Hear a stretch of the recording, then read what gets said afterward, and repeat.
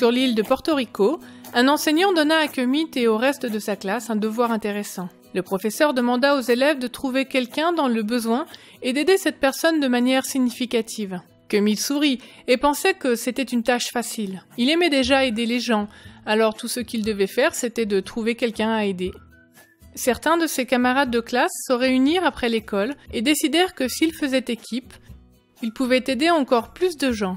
Peut-être qu'ils pourraient nourrir tous les sans-abri de leur ville. Alors un étudiant se porta volontaire pour apporter du riz et des haricots.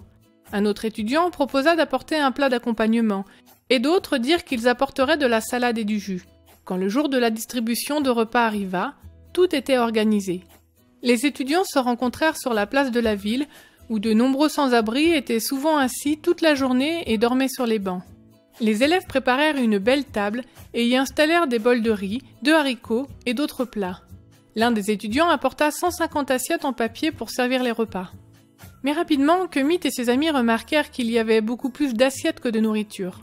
Tous les aliments qu'ils avaient apportés ne pouvaient remplir que 50 assiettes en papier. Après tous ces efforts, cela ne suffirait pas.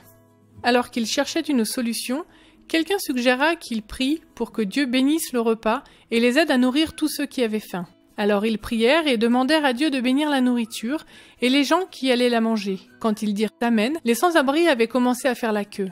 Alors que plusieurs amis servaient de grandes portions de nourriture dans les assiettes, Kemit parcourait la place de la ville à la recherche de personnes à inviter au repas. Bientôt, Kemit avait invité tout le monde qu'il avait pu trouver.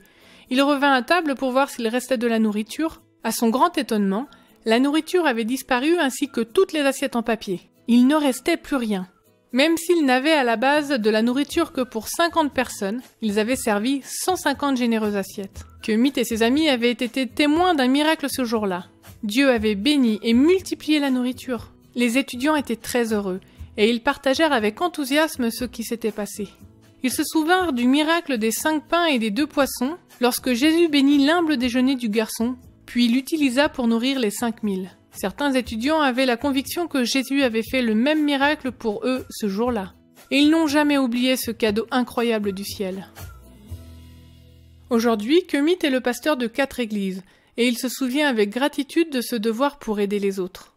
Cela a façonné sa vie et l'a motivé à continuer d'aider ceux qui sont dans le besoin.